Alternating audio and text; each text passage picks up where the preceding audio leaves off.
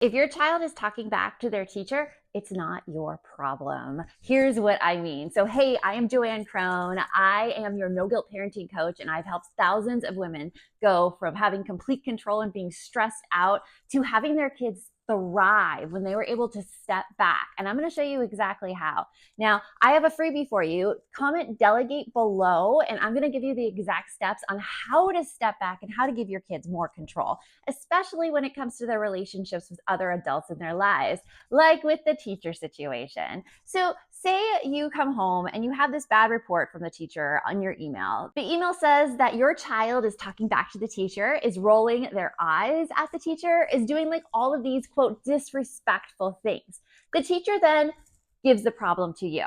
So here's the thing, it's not your problem because you do not have control over the situation. There were two researchers in the late 1970s. Their names were Edward Dicey and Richard Ryan, and they created this model called the self-determination model of motivation. Now, what this model is it replaces the whole carrots and sticks things. It says that people are not motivated by rewards, nor are they motivated by punishments. What they're really motivated by is three distinct psychological needs. Those needs are autonomy, competence, and relatedness. Now let's go back to the situation with the teacher and your child. So many people think that, oh my gosh, all you have to do is tell your child to be respectful. And that's totally in the parents' purview, but it's not. It's not, because looking at this, the child has to be self-motivated to be respectful to the teacher. So let's take this one by one. First, we're going to start with competence. Does the child think that they have the skills to be respectful?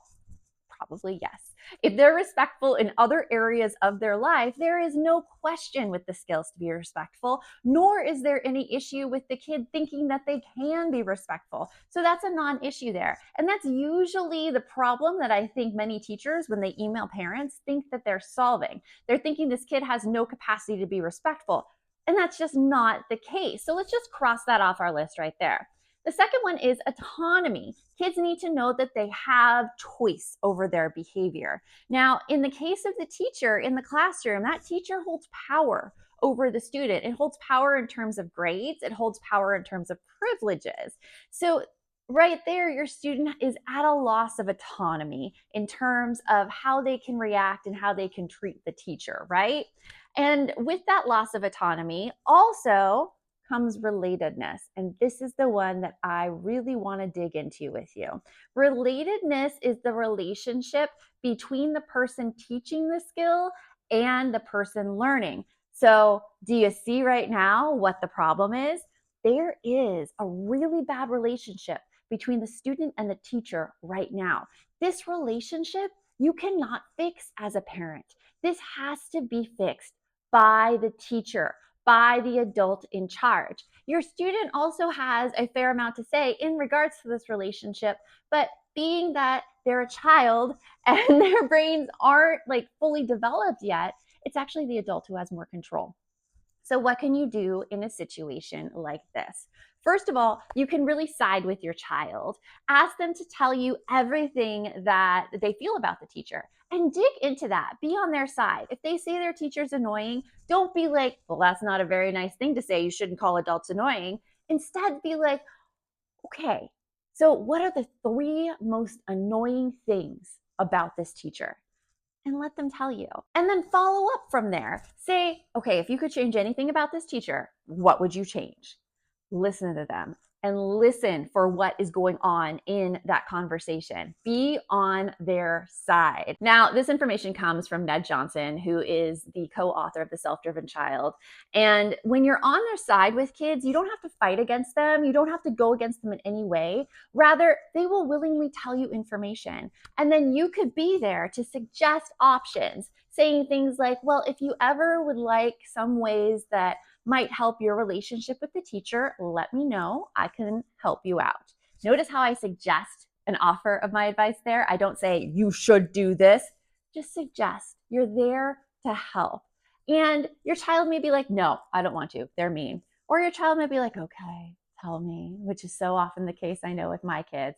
They will listen to what you say.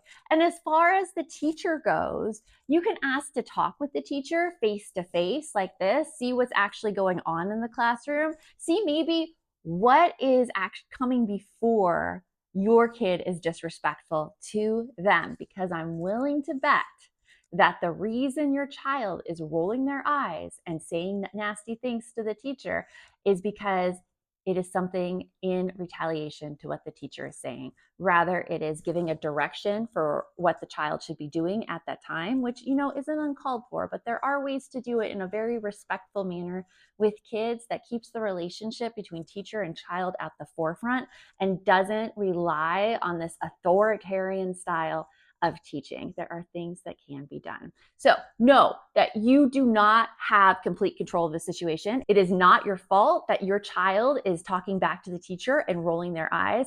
And there are things you can do at home in terms of supporting your kid, getting all that information out, and offering your help so that they can improve that relationship between themselves and the teacher. So I have that 3-step task delegation list for you. Just put delegate down there, and this will show you how you can step back in all these situations, offering guidance to your kids and being there to support. So remember, the best mom's a happy mom. Take care of you. I'll talk to you later.